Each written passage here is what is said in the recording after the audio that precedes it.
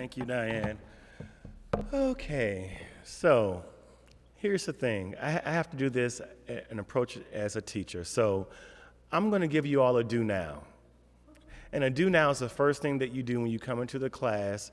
It's supposed to really engage the students right away while the teacher try to remember what they're going to teach. So this is your do now. How did your worship service begin at your church as a child? Were there any traditional things that impacted your worship experience? How did these traditions influence your faith as you got older? I want you to think back to your childhood, something that stuck out that happened every single Sunday that impacted your spiritual walk.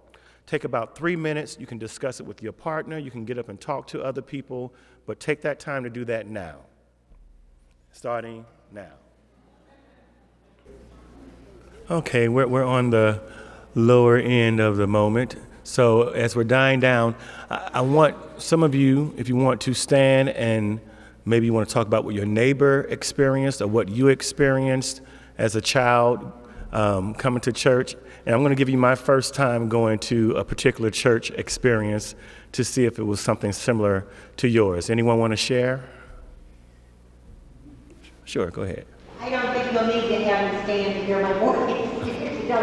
It was in my church, which was a traditional Presbyterian church in Normandy. It was, I'm a Normandy graduate also. Okay. It was the choir procession. That's when everything, the voices would fill the church coming down. It would be the opening hymn, and then you'd really feel like church. Was your church in Normandy or was it Normandy Presbyterian? It was Normandy Presbyterian. Oh, are you familiar with Nelson Presbyterian? I certainly am. We're going to talk about Nelson Presbyterian. That's funny. Okay. Anyone else? Nathan? Well, I went to Missionary Baptist Church, and the way we started our worship services, we had a devotion. The deacon would get up in front and kneel down and pray, and it was just a really strong prayer. But in the midst of the prayer, there would be a mother that would sit down in a pew off to the right, and she would just start a little moan, and it'll be like, "If the Lord don't help me, I can't stand the storm." Then the congregation would come in, "If the Lord don't help me, I can't stand the storm." And they'll continue to do that as the deacon is still preaching. As the deacon is praying. Yeah, very nice. It's good to have a voice on a Saturday afternoon. So this is why I did this. When Diane first approached me about my knowledge of lining out of hymns, I paused because I knew that as a child, I always attached a great deal of mystery to that act and to that sound. Because growing up from birth basically to 7th grade, I went to Nelson Presbyterian Church. And we didn't line out any hymns. I don't even think there was a set choir. We did all congregational hymn singing. And, it was very structured. My mother used to get complaints about me moving around a lot. It was very, very stuffy. And then fast forward to my 7th grade year, and we go to this place called St. Joseph Missionary Baptist Church, which is right up the street from our home, St. Louis Avenue and Lucas and Hunt. And I think the first Sunday that we got there after devotional, because I saw that there was a devotional in the program, but we missed it. The second Sunday we went back, and I started hearing this praying that Nathan talked about. And that was very similar to what I heard on the video this morning. It was like, "Oh, Lord, going to the prison, Lord. Oh, help them out, Lord, now. Well, I didn't understand everything they were saying, but I was like looking around and wondering why everybody was like agreeing to it. And then someone would start singing, and then the congregation would respond. And honestly, it shook me because it was a little scary, because I felt like I had fallen to some type of cult or another world. And it was so close to my house. I'm like, this has been going on all this time right up the street from us. So it wasn't until that I realized that I was experiencing something very different that I had been raised on. The deacon who cried out on his knees and the church responded, it sounded as if they were communicating with something that was outside of this world. The next Sunday, I found myself humming. The next Sunday after that, I started to move my lips, and then I started to sing. And when I first got to St. Joseph, I didn't want to be in the choir. I wanted to be an usher because they were clean, they had on black and white, they had their suits, they had the creases, and they told everybody where to sit. But the choir, I realized at that point, they had the power to really completely and totally transform the entire room and prepare them for the real worship experience. So here comes my first question. Why does this similar sound exist in such a similar fashion between two cultures? I'm going to speak of the Gaelic. Now, let me get this right. Is it Scottish culture or Gaelic culture? Scottish, and they sing in Gaelic. The word Gaelic is not right. Gaelic is Irish. It's Irish, okay. Gaelic is what we call Scottish. It's a bit confusing. Gaelic, Gaelic. Irish Gaelic. Okay, so I'm gonna have an imaginary, thank you, imaginary line. At this end, you have your Scottish Gaelic, and this end, you have your African/African American. There is a convergence that I've come upon in doing my reading that I understand why the two cultures converged, and there was such a draw for the African American community into that style of singing. And I found that convergence lie in our innate need to have call and response in our service. And there was nothing more authentic as call and response than the Scottish Gaelic lining out. And so it was a perfect fit. It was as if two people were intended to meet for a lifetime, and they finally met, and it just took off. Of course, we can talk about the number of slaves that were converted to Christianity, and a lot of the songs that were taught to them were songs by Isaac Watts and other great writers of hymns. But it's more so the energy and the spirit that comes into that type of congregational singing. So you wonder why African Americans kept it and took it on into the next generation upon generation. It's because it was a perfect fit. And it was something that I believe gave them direct communication with a higher being. We spoke of earlier about the need of, not the need, but the automatic sense of harmony coming into the African American church, that we add harmonies here and there when we're singing simple melodies. And I know that you all have the simple melodic line, and it's just as beautiful, but I started thinking about what harmony really meant. I didn't think about two notes or two or three notes coming together as one. I thought about people spiritually coming from different types of experiences. Even if it's one melodic line, there is still harmony within that melodic line. Again, if you want to talk about what's innate, of course, within the African culture, there are cultures where you could sing one note. I know the Xhosa people, they can shrill two or three notes at one time. So harmony is just an innate quality that my students and I were talking about, that when we start a song, somebody always does a third or a fifth, and we're gone from that point. So let's talk about Isaac Watts before we go into one of my favorite hymns by Isaac Watts.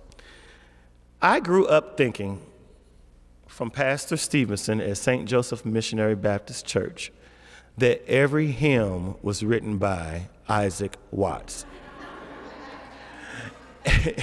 Because sing that Dr. Watts, sing that Dr. Watts. And now he's a doctor, okay? So, Dr. Watts, in quotations. Come to realize that Dr. Watts was actually a person, but it was also a style of singing that was very, very slow. Very slow and improvisational, and it built upon the leader. And whoever the leader was fed the congregation the energy and the aesthetic that was needed to sing a particular song. So today we're going to we're going to learn one of my favorite Dr. Watts hymn, actually written by Isaac Watts. I love the Lord, he heard my cry. We're looking at 700. Now, just as Mr. Martin had a problem earlier, and I just shared it with him, I was trying to dissect this song to teach it to you, but it was kind of hard to do it because I'm so used to hearing the lead in for each response. So indulge as I imagine the lead-in line and teach you all the response, okay? So the first line is, I love the Lord, he heard my cry. I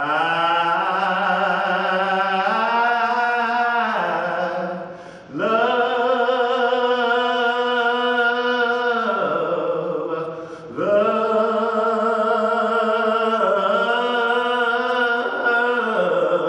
the Lord. He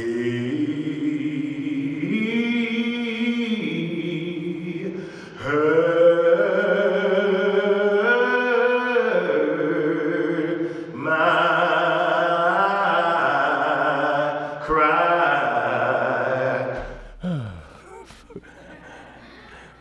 All of that just to get that one line out. But it's so much in that. And I can remember hearing Sister Stevenson, who's the pastor's wife, she had a very eerie tone to her voice that stuck out. And I always made fun of it as a child. But as I got older, I realized that having those different colors within one melodic line made such an imprint, and it made the song come to life. So I want you all to go back to the beginning. We're going to go through it very slowly. You all ready? And just sing with me. And my students, we just started this 2 weeks ago. They had never really experienced it. I think Nathan was the only one who had heard it in his church. So it's just basically doing what we did earlier. Here we go. I love the Lord. He heard my... Oh, see, I just gave you the leader. I just gave the leader one. Here we go.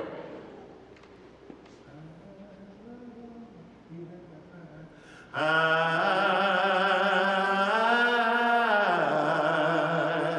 love the Lord.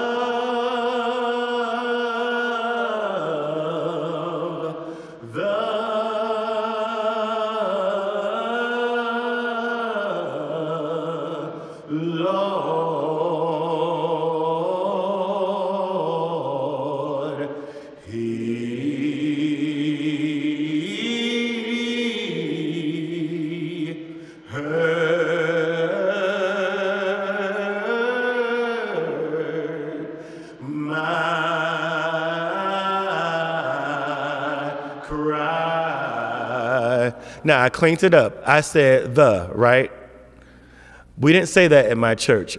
They said the. So when you say, I love the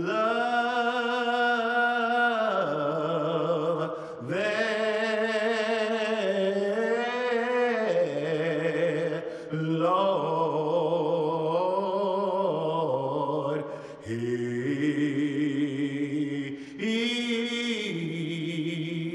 heard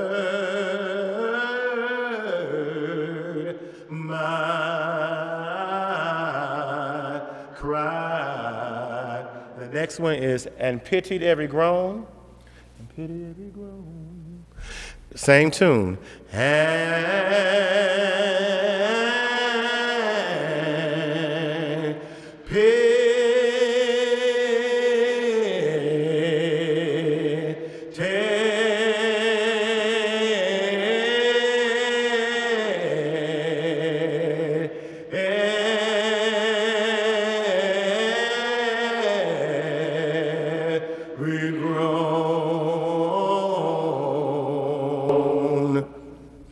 and then it's the next one.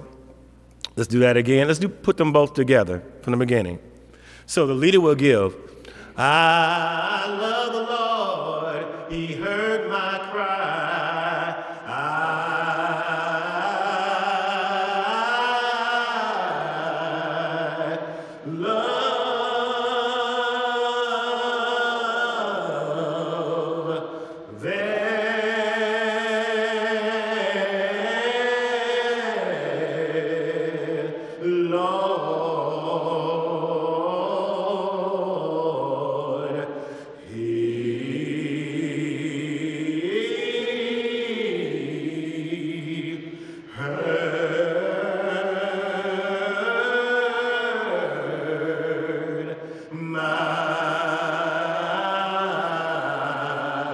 cried and pitied every groan and every groan.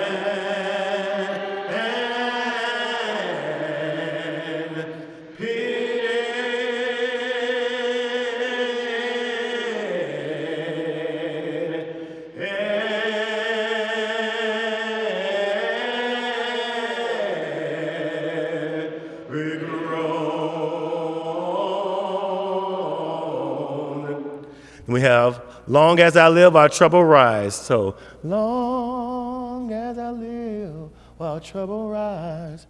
Long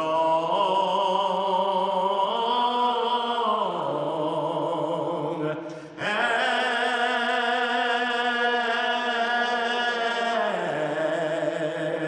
I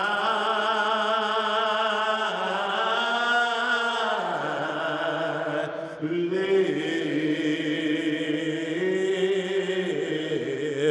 It's when, it says when on there, but it's whilst. Whilst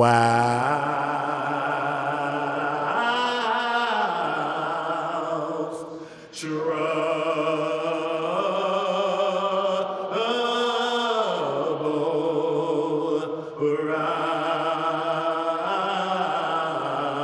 rise, I'll hasten to his throne. I'll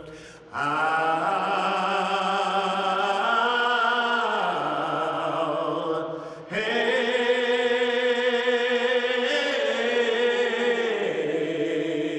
his throne.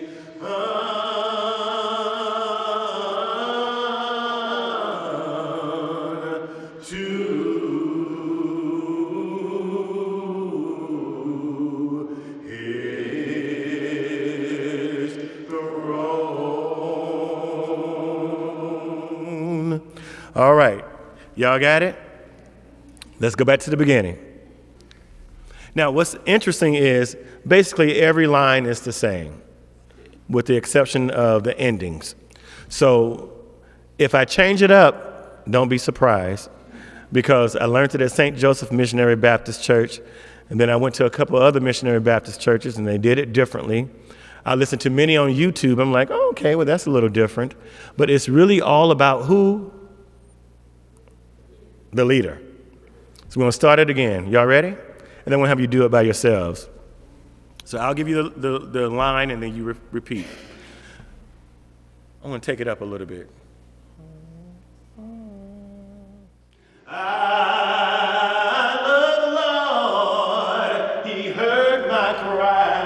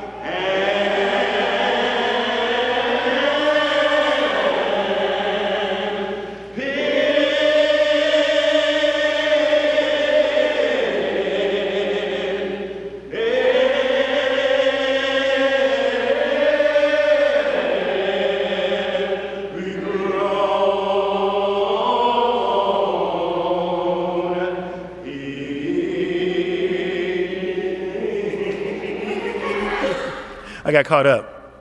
Oh, I'm sorry. Pitied every groan, long as I live. Let's take it back. Long as I live. Okay, let's just go back to the beginning. I'll give you the lead and you respond. I love the Lord, he heard my cry.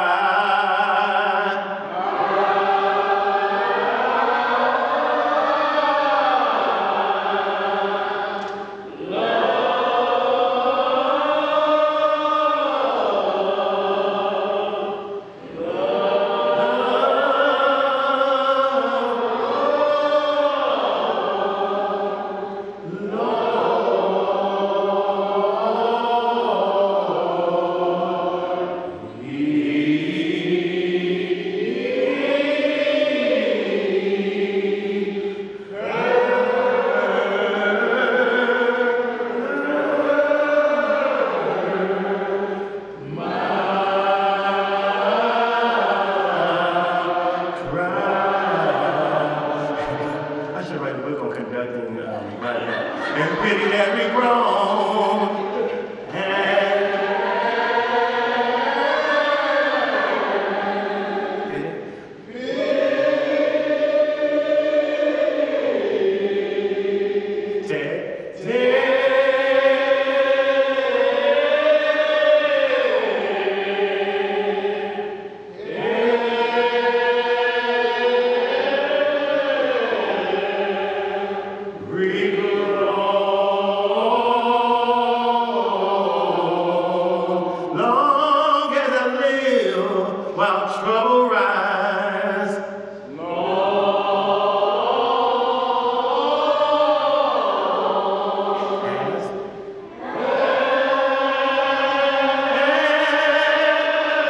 Let's just do this.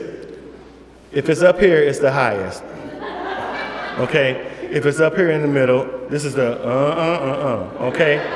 So long, long, and long.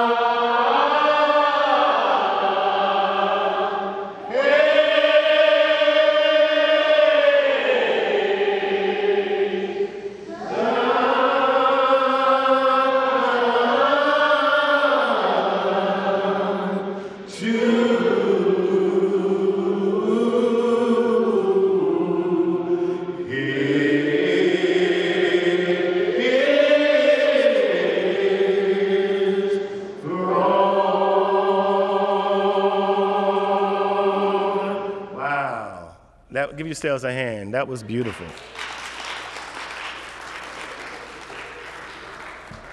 Now, before we end, I want to go to the critical question of why so many churches have abandoned the use of lining out. And until Diane and I had our initial conversation about this, I never thought about, my goodness, we don't do that anymore, or not as much. They still do it at my mother's church. But I'm at Washington Metropolitan AME Zion, and we don't do that there. And it's weird because, you know, it does have the connotation of the uneducated or the poor, but it is such a fabric that I think that we need to really hold on to. But this is what I think happened. I think, as with any standard that seems old and antiquated, lining out just attached itself with an air of uneducated, uncultured, and unrefined existence. And many in the leadership of the Black church in particular felt that this style of worship gave too much of a primitive, uneducated energy. As many of my students will tell you, it sounds weird, Mr. Foster, almost like you're in pain. But I think in most cases, a negative connotation of something that has stood the test of time is an inaccurate connotation. The Dr. Watts style of singing is just as relevant as the Negro spiritual. The unifying element contained with the chant-like movement of the line is a connecting force that I believe is lacking in the Black church today. What is primitive to some is prime. It is innate. It is essential. And as a recent attemptee at the vegan lifestyle, I tried it. I think too many churches are trying to be vegan. They're trying to take out certain things that they have always had, that has been part of its building block, the meat, some of the dairy, all those things that made the church what it is today. And I think that lining out, Even congregational hymn singing in most churches are gone. I think that these are the essential proteins to help rebuild the church. I think now that they have taken lining out of churches and things that are forcing, I hate to use the word force, but that's what it does. It automatically forces the congregation to become as one.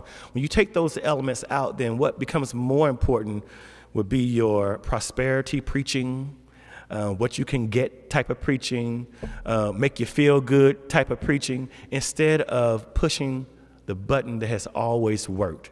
And that is that innate quality, I think, from all cultures. Call, response, being in one vein, being on one accord. And in regards to not being written down, it should never be written down. It should never really be conducted. I was just doing that for teaching purposes. It's something that you close your eyes and you just find your way.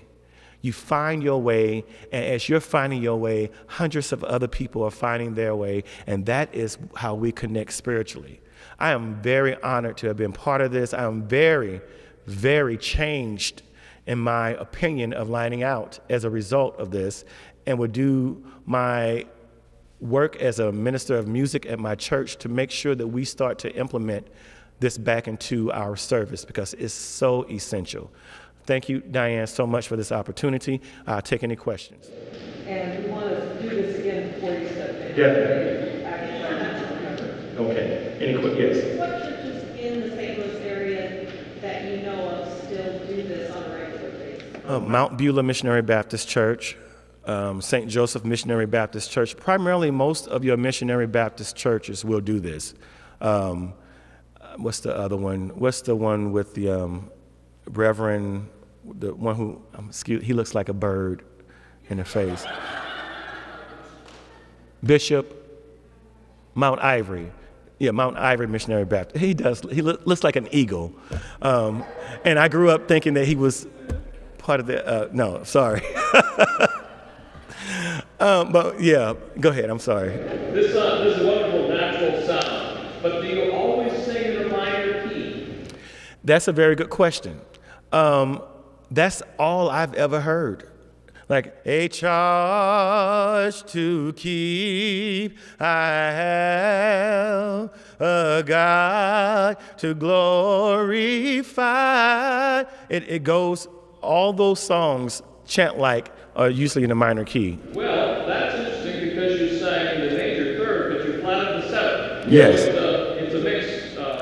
But the beginning is usually that same beginning for a lot of those lining out songs. Trying with the flat is 6.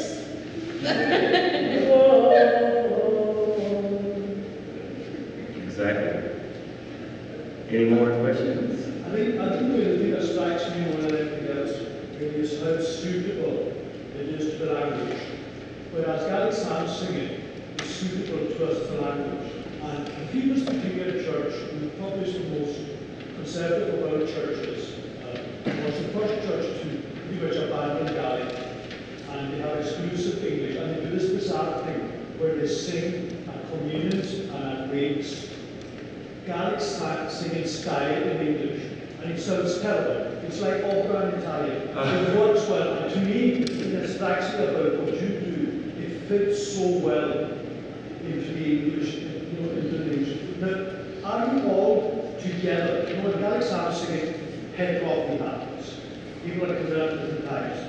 I'm right in saying that even though you have all these bass notes, you're in unison together, usually. Usually. But there are instances where, even though you have your leader, there are many in the church who will poke out. I remember hearing people poking out, starting a line before it should start. And I think you were talking about that in the beginning, that you can come in before you finish. But for me, growing up and being a student of music, that used to drive me crazy because I always felt like they were getting everybody else off. And so even now to this day, oh Lord, we have a song that we sing after communion. Drinking wine, so long, my brother, I'll see you again. You ought to have been there 10,000. And then he starts it up before we get to the end of it. But the rest of the congregation gets it, but I don't get it because I'm a 1, 2, 3, 4, or See, that's the difference. Gaelic psalm singing is absolutely not reliant on tempo. I mean, that's the thing, tempo is suspended. Whereas you are still pretty much, and it's very interesting looking at this is very much the way we've got English singing. We've got common meter, Right. and we've also got short meter there. That's quite a common thing in what we do. So there are similarities, but stylistically, the lining out is very similar. When you do the lining out, you don't really do much movement melodically. No. Same as we do. So I'm right in saying that all the lines are the same melodically. Yes. It's different from us because we were different melodies. and I'm sure there are some other ones that I may not know. I think the way that they do What a Friend We Have of Jesus, that's been lined out before. I heard it a long time ago.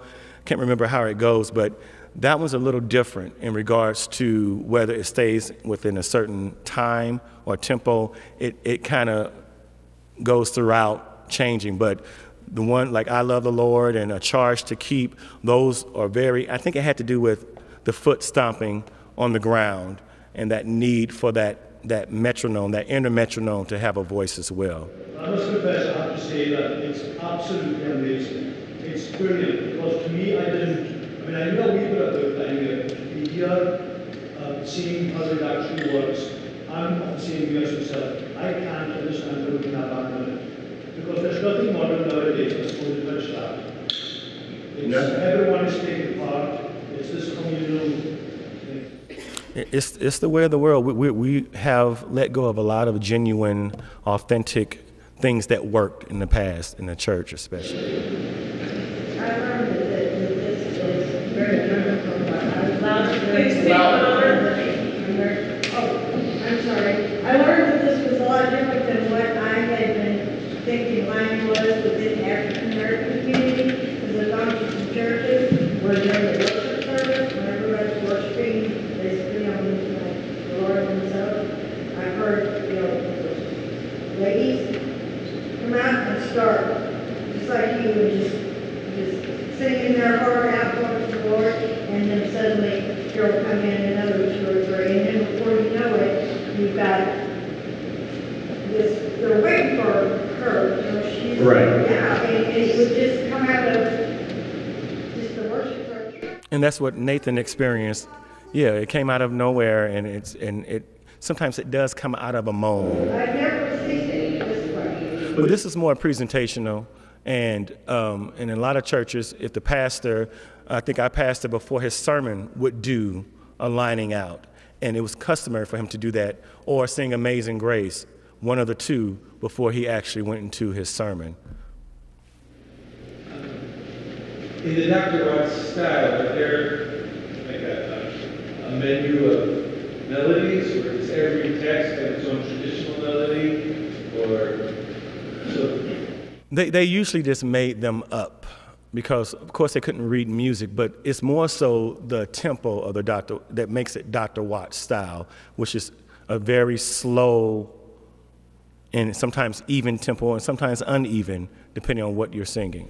But the pattern that we sang today, you started by really leading us through visually and then backed off and then did you make that up, or is that the way you learned it? That's the way I learned it. But I didn't learn it by anyone standing in front of me.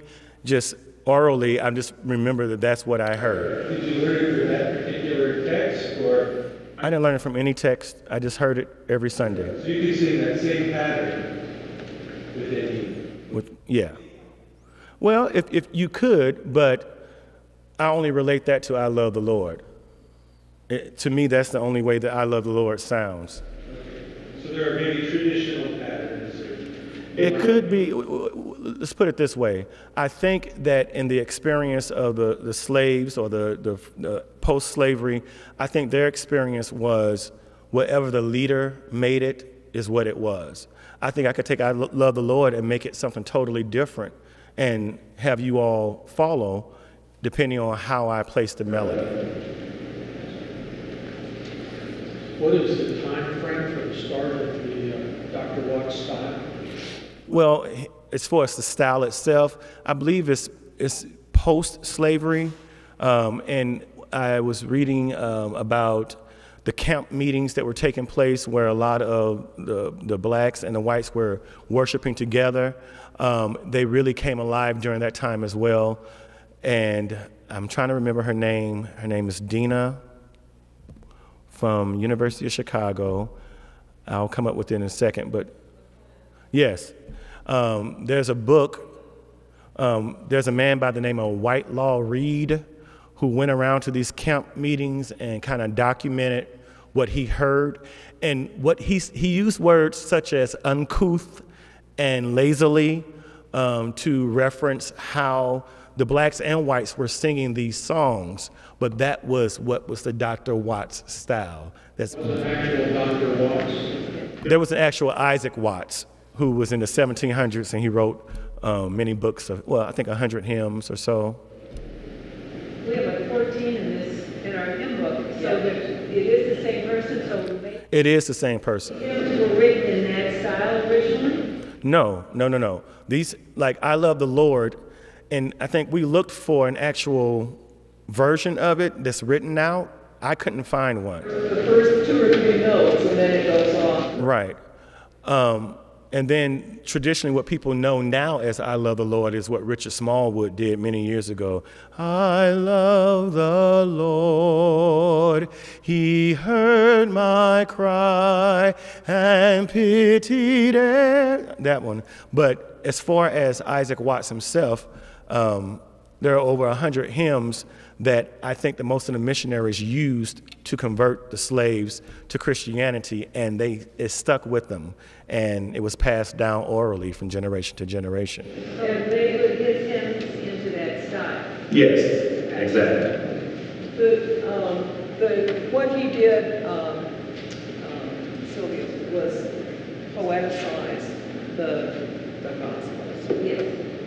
And so he's the text, and different hymn tunes were used. Okay. Yes. During slavery times, did blacks go to church, or how did they learn this stuff? Well, you know, they had to go to church, and it was usually by the masters demanding, and a lot of it was they worship in a different section of the church, of course, and they were fed the doctrine of Christianity as well as the hymns and the experience. There were very few occasions, and I believe it's called the Juba Circle, where they would go off into the woods on Sundays where they were allowed to dance and sing and many times praise the Lord or whatever they were praising at the time. But there were times where they were able to do it informally, but formally, yes, they had to. And this is what I found interesting after slavery ended. In many places, a lot of slaves didn't want to leave their church that they belonged to, and they kept hold of those traditions that they were taught. And so a lot of that has to do with why we have a lot of the AME Zion churches, the CME churches, all those basically fell right in line with what they were exposed to as slaves. One interesting thing in the Upper Cape Fear Valley, from all that together, it was not until about 1850 that the blacks and whites sat in different parts of the church. If you go to those old churches, there are 2 doors at the front. However, the separation was gender, not racial. Like in our family, the Kellys, white Kellys, the men, and the black men that lived on the place went in the right door. So the white Kelly women and the black women that lived on the place went in the left door. They sat together, major family by major family. It wasn't until various things were happening out of vision and other issues, until the late 1840s or early 1850s that in the Cape Fear Valley, they ever began being seated in different parts of the church. That's interesting. Very interesting. We're all a big family, yes. From someone who doesn't sing, I can't carrying them. I can't tell you how much I've enjoyed your speech. It's been wonderful. Oh, thank you. Thank you, with my half voice. Well, on that note then, let's go ahead and do this one more time going out. Oh, I'm sorry. Can we hear your students with you? Yeah, come on up, guys. Now, I noticed something earlier. Nathan, with the glasses here, he really took to your Gaelic songs very quickly, and I think I might send him with you. No, I'm just kidding.